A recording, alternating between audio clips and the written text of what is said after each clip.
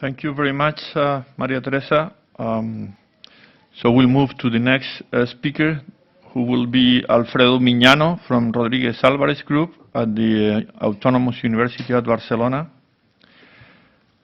So if you can upload your presentation, Alfredo, and go ahead. Thank you. Good morning, everyone.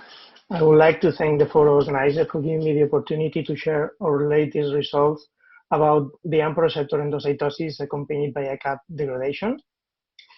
NMDA receptor-dependent long-term potentiation and long-term depression in excitatory hippocampal synapses are believed to play a fundamental role in learning and memory. Several reports have shown that changes in synaptic AMPA receptor number, properties, or subunit composition are involved in LTP and LTD. Those changes in AMPA receptors involve many actors responsible of the regulation of the trafficking, being phosphorylation by pKa and dephosphorylation by calcineurin key events.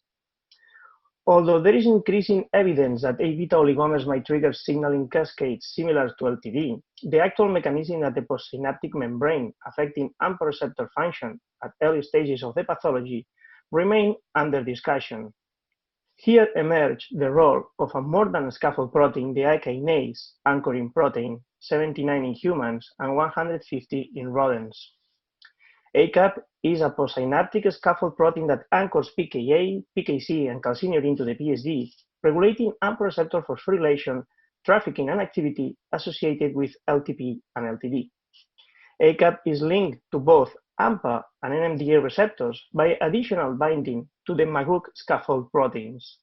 Targeting ACAP to dendritic spines in an activity-dependent manner regulates trafficking, spine enlargement, and synaptic function. Thus, antagonistic regulation or the regulation of pKa and calcineurin activities together with the cycling of ACAP in and out of the synapses are major molecular mechanisms controlling synaptic AMPA receptors. However, it is still unknown whether degradation of ACAP is triggered by LTD or oligomers and whether it could be associated to AMPA receptor endocytosis. Analyzing the protein levels of AD brain human samples, we observe a significant correlation between ACAP and GLUA1. And this data caught our attention, and we decided to explore what happened to ACAP under those circumstances. Firstly, we want to observe whether our primary hippocampal neurons present the characteristic features after chemical LTD treatment, sharing 845 GLUA1 dephosphorylation and a decrease of GLUA1 AMPA receptor levels. Western blot analysis revealed a time-dependent decrease of serum phosphorylation after chemical LTD induction. Moreover, significant time-dependent changes were also found in GLUA1 total levels after an NMDA stimulus. A time-dependent reduction in surface GLUA1 containing AMPA receptors was also observed by biotinylation and Western blot analysis. Previous reports showed that chemical LTD causes a redistribution of the scaffolding protein ACAP away from synapses. However, it has not been reported whether this redistribution is also associated to changes in total ACAP levels. So our results indicate that chemical LTD significantly reduced ACAP levels in a time-dependent manner, as shown in this immunoblot analysis.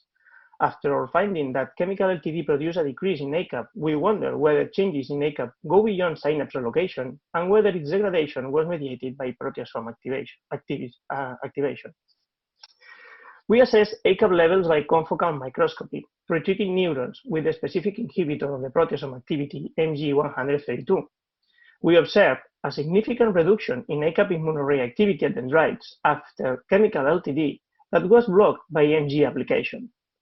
Moreover, we analyzed ACAP levels at PSD95 clusters, and we observed that MG were able to maintain ACAP at the synapse after chemical LTD. Our data suggests that not only the redistribution of ACAP, but also its degradation may play a role in the early stages of LTD.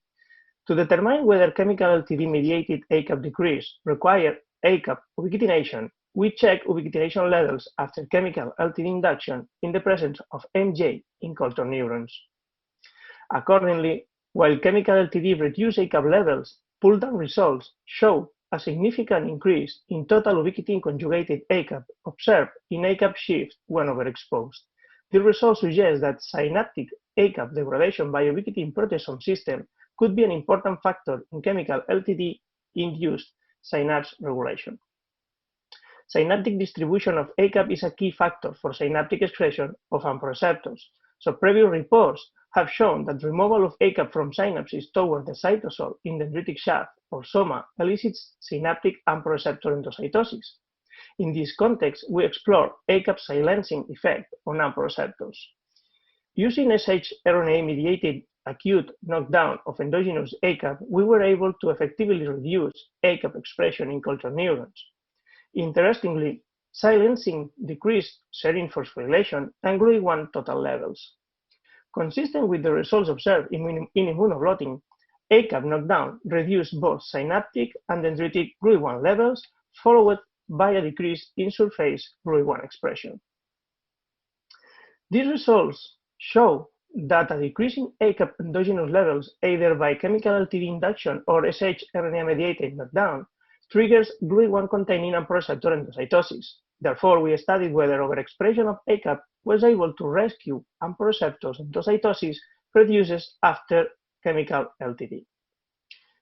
According to previous studies showing that ACAP overexpression somehow increases basal AMP receptor surface expression, neurons overexpressing ACAP showed a slight, not significant increase in serine phosphorylation without affecting GLUI1 total levels. However, ACAP overexpression did elevate surface GLUI1 leveling compared with basal. So we observed that when chemical LTD was induced in ACAP overexpressing neurons, surface GLUI1 levels remained unchanged. So once we observed this relationship between ACAP and GLUI1 on chemical LTD, we wondered whether ACAP was also affected by oligomers, not only at short exposure, but also chronically, becoming a key protein in early Alzheimer's disease. Here we advance some of our unpublished data showing that oligomers induce ACAP degradation and GLUI1 containing AMP receptor endocytosis by the same mechanism than LTD at short term. Moreover, we have observed that prolonged absence of ACAP levels affects GLUI1 not only at short term, but also at long term, affecting its presence in the synapse by affecting protein expression. Analysis of the GLUI1 promoter activity using luciferase reporter show us that both knocking down ACAP and the presence of oligomers affect GLUI1 gene expression. So we are working on deciphering the mechanisms by which the absence of ACAP could be deregulating not only GLUI1 containing AMP receptors trafficking, but also gene expressions, leading synapse dysfunction at early stages of Alzheimer's disease.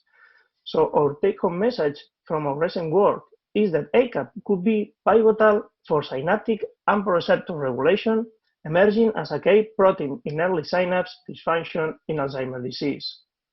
So finally, we would like to acknowledge lab members, especially those involved more in deep with this work, or collaborators and the institutions for funding. And thank you very much for your attention.